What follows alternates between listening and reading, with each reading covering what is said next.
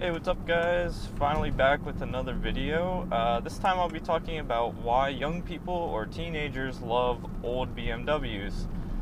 And this is a topic that I've wanted to talk about for a while now, mainly because I used to be a teenager who owned an old BMW, an E30 to be specific. Here's a picture with me with my first BMW E30, and you'll see my next E30 pretty soon. Just keep on the lookout for it. And I think a lot of people can relate to this. A lot of people own old BMWs, various ages. But more specifically, I want to focus on why young people like them, such as people like me. Now, of course, most of you know that I own this Z4 Coupe, the non-M version, the 3.0 SI. Although some of you might not know that my first BMW was actually an E30. And now this is kind of a topic that is very relatable to me now because I actually just bought another E30. So anyway, what makes these old BMWs so appealing to young people? Now I like to think of old BMWs being like ramen noodles for college students. Why? Well, because ramen noodles are dependable, it's cheap, and it does the job. And to be honest, that's exactly what an old BMW does to a young person who can't really afford much. And right off the bat, the main reason why young people love old BMWs is because they're cheap. And by cheap, I mean, a few $1,000s for a solid car. But I know my first E30 only cost me about $1,000. And the E30 that I just recently bought cost only around $2,000. So I have experience buying very cheap old BMWs as a young person, and I mean that's a big driving factor as to why I bought them, because they were cheap. And just like ramen noodles, you have to learn to love the car. The old BMWs kind of force you to learn how cars work, and it forces you to work on the car because there's always things that go wrong with these old BMWs, and if you buy an old BMW and you never have to work on it, chances of that happening is extremely slim. Just from experience, that from the older BMWs that I've owned, older BMWs that friends have owned, and I've heard experience of others with old BMWs, you're always working on them, you're always buying parts for them, you're always modifying them, you're always trying to make them a little faster, even though the engine is already pretty old and probably has a lot of miles on it, but you're always trying to make it a little bit better, or you're just fixing up pesky problems that keep popping up just because it's an old and dated car. Next thing, of course, is because these cars are cool. They're old BMWs. BMWs are cool in many people's eyes.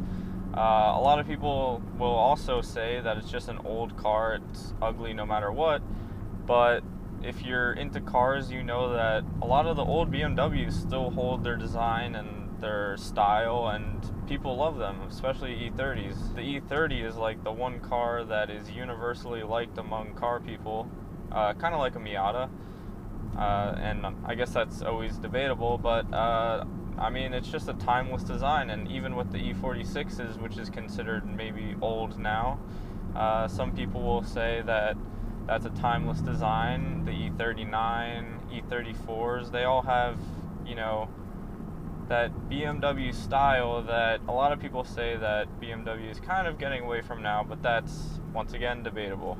For my next point, the community with old BMWs is quite crazy, actually, because I would say that the community with these cars is probably one of the best, for BMWs at least, the best community that you could find, because it's just it's close-knit, and like you're either about it or you're not about it, from what I've found.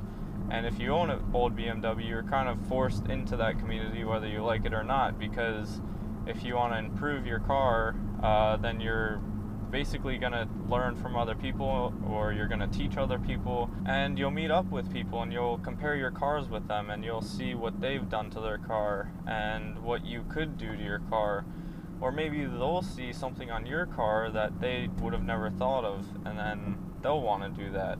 So in that manner, there's a lot of great community experiences that you get with an old car like an E30 or an E34 or an E38, or even the 2002, the E21. All of these cars kind of bring you into a community, although I will say the E30 community is probably one of the more prominent communities with old BMWs. Another huge thing is that these cars are actually fairly dependable, and that depends on a lot of factors, but I know that the cars that I've owned or driven have upwards of, at least 100,000 miles, even closer to 200,000 miles, and they still basically run, the way that they should. But that's just it. They do their job until, high mileage.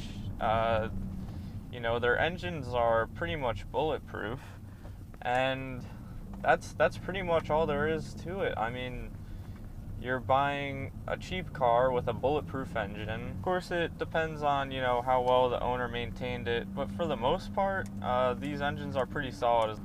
But anyway, guys, this is just kind of like a discussion video, and I kind of want you guys to share your experiences with old BMWs, because in the end, that's kind of what it's all about. I'm not really stating an opinion or a fact, but I'm just kind of sharing my experience and kind of why I think young people love old BMWs. And like always, I'll be updating you with my Z4 Coupe as much as possible. Nothing has really happened since the last video I made about it. It is just kind of stagnant right now, but I am looking forward to showing you guys my E30 and all the stuff that I'll do to that, because it does have quite a long parts list right now, and I'd love to take you guys along with that, because that'll actually be more of an interesting and consistent build process, or whatever, improvement process for that car. So if you want to see those videos, be sure to subscribe, so you'll get notified when I'll upload those videos. I am planning on trying to do that as soon as possible. Anyway, guys, thanks for watching. I hope you guys enjoyed, and definitely comment what you think below, and look forward to some more E30 content, and of course this Z4 Coupe content. Thanks for watching.